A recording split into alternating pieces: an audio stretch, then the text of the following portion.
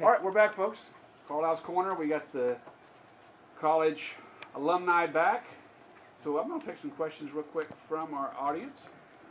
And I'm going to start with Austin. And Austin, that's a good Texas town. So we're going to start with Austin. What question would you have for anyone over here in this panel? Was it better to go in undecided or with a major? To decide a major. Oh, good. Anyone in particular you want to ask that question to? Who wants to take it? Henry.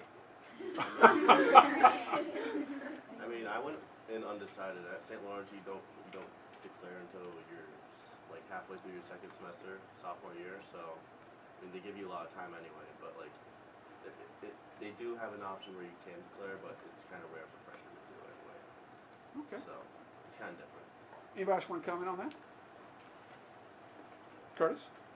Well, I went in deciding like to go with journalism, but I guess if you did go in undecided, you could just do a bunch of like requirements, like at my school it's called Quest Gen Ed requirements, like like philosophy and some science or whatever. So it's not, I wouldn't say like a huge deal. Like you have plenty of time to decide. So. Well, funny you should say that, because I remember from the Meg Smith interview, her name is Margaret, not Megan. I made a mistake the other day. Apologize for that. Megan, you made a comment that kind of stuck with me. You said that when you're in college, you think of yourself as becoming a changed person. That you're not going to be the same person when you finish, and when you went in. That you kind of accepted the fact that was going to happen. With that being said, do you see yourself maintaining this major or minor situation, or do you think there's a chance that you might pull a switch here? And what's your thoughts on changing from to that? Yeah, I think definitely for me, I can't speak for everyone, but like I didn't know what I wanted to study when I went to Hamilton, so it was also great that I was at Hamilton because Hamilton has no distribution requirements whatsoever. So basically that means they have no, well, they kind of do, but they have no really required classes. They have required types of classes. So you need to take like one kind of sciencey mathy class, and you need to take 2 classes that really focus on writing, but it's pretty wishy-washy. You can really take whatever you want. So I'm a geo major mostly because I took a couple classes and thought it was fascinating, and also a lot of my friends ended up doing it, and I love it. It's a wonderful major, but I can't predict what I'm going to do with my life, so I don't feel the need to change it just because I might not be a geologist. I'm studying it and I'm enjoying it a lot. But definitely some people change their majors, but it can be a little hairy, and you have to realize that sometimes if you're going to change your major, that means you need to potentially take only classes in that major for the rest of your time at college. So those things come into play, and you start to wonder like whether it's worth it to change. I might not have a minor. I might just take a lot of other classes outside of my main area, and I like that idea because it means I get a wide breadth of studies. But that's just me personally. I like it.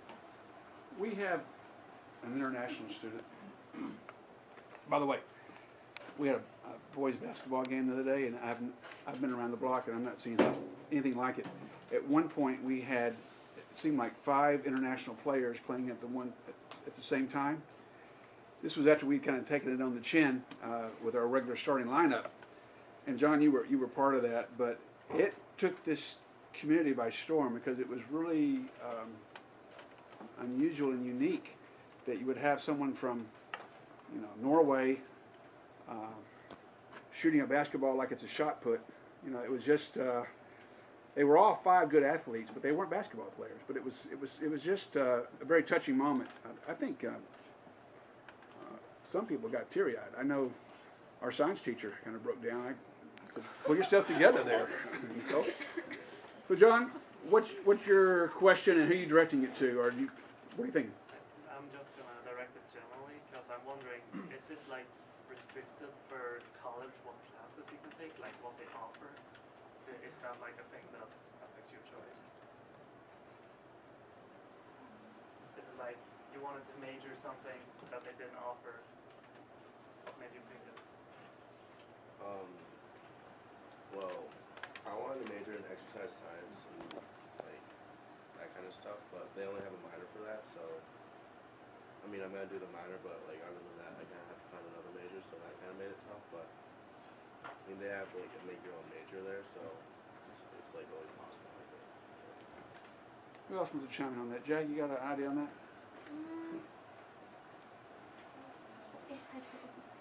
No. Well- like, I guess you need to just do research at the school to see if they have the major you want, because that is a big factor. And a lot of my friends who, they like transferred out of St. Bonaventure because it's a really small school, so they don't really have a broad major, or broad subject, I guess. I don't know. So you have to do your homework before you don't want to start attending and say, oh, they don't have the classes I was looking Yeah. for. It goes back to visiting and doing your homework. That was a good question, John. Miss Lily, what are you thinking? Sports. I know Maggie played basketball. I know Henry tried. I know Jack. He's still trying. He's tried. I know Rania played soccer on the club, right? Yeah. Clubs and teams. Do you guys get in a lot? Can you just go and play one day and just? Club was really like lax about when you showed up, when you went to the games. Like how much you showed up kind of affected when you played in the games. But like I definitely wouldn't have time to do a varsity sport. Is it hard for like tryouts? Because we don't have tryouts here. Is it hard? I don't really know tryouts. When you're saying club, for are you club, thinking there's no tryouts. Everyone just everyone.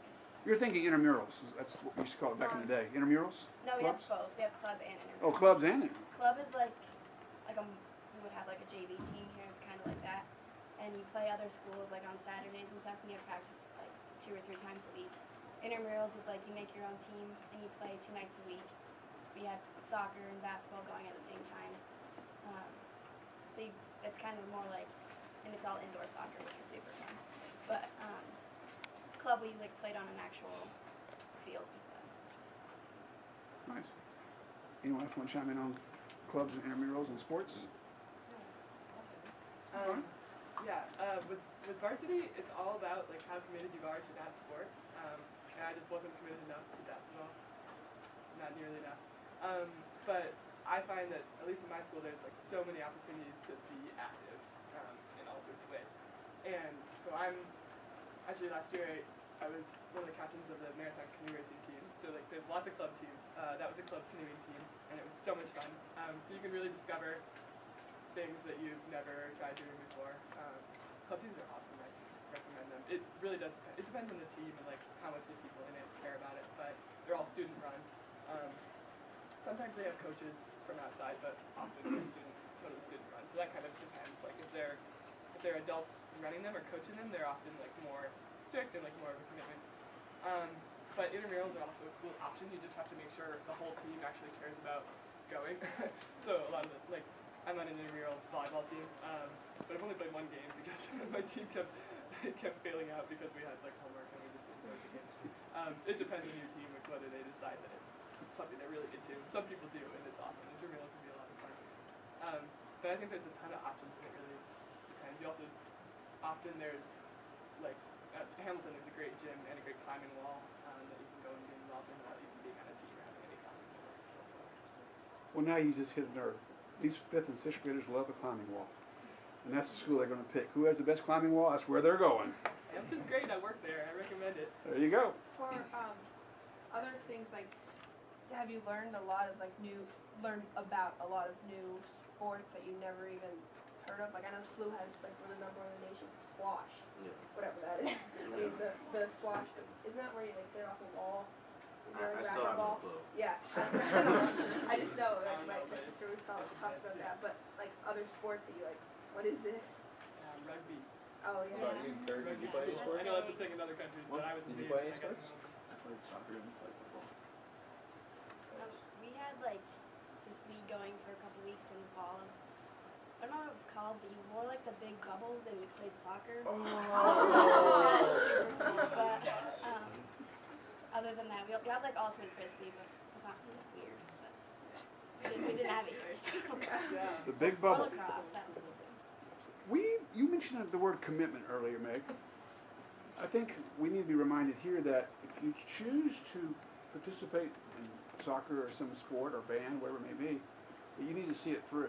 That you need to find your way, unless there's some crisis in the family or an injury, that we need to try to complete that and not drop it. I know you had issues with the college. You decided you couldn't.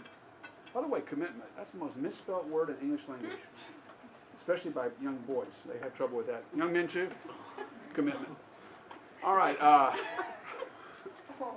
They finally got it. It takes a while in this crowd. You know, I got to warm up a little bit. How about from our staff over there? I'd like to see it from the foreign language department. You talked about sports and academics. Did you make the decision, maybe based on demand on your time versus because of academics? Because Yeah, pretty much. And you find out, at least for me at Hamilton, when I got there, there's just so many things to do.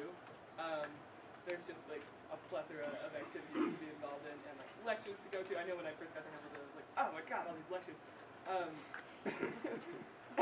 There's a lot of cool stuff to see, concerts, speakers, and you just kind of start to just make these decisions based on what you want to spend your time doing. And sports is a lot of the same thing, and if you really love that same thing, then it's worth it, but if you don't, so. Good question. Any other questions from faculty? You're just like faculty. You're already tenured. I mean, come on. Go ahead. I wanted to ask, Dr. Carlisle mentioned something about international students. Do any of you think that you might do a semester abroad at some point in your college career? This is coming from a Cornell grad, by the way. And where would you be interested in going if you had your choice? Anybody? I actually won't have time to do that, a study abroad, but I know a lot of my friends are doing it, which they're really excited for. Anybody else thinking about abroad? I'm actually going abroad to Brazil next semester. Ooh. Nice. Yeah. Being a name dropper, Meg, I like that. Oh, I'm just going to Brazil. It's not like going to Stewart's, but if you want to just say you're going to Brazil, go ahead. I thought I'd mention that. Yeah, I'm very excited. Very lucky to be able to go. I started doing my major requirements as a freshman. Real classes and I started taking them, so I'm set for my major and I'm just taking a semester off to go to Brazil. What are you gonna do there? I'm doing a program through an abroad program called School for International Training, which is SIT. It's pretty cool. Their programs are all based in, I guess, non-traditional study abroad countries. So they don't really have any programs in like Western Europe whatsoever. And their programs are all usually focused on kind of like learning about climate change, learning about social activism in different countries.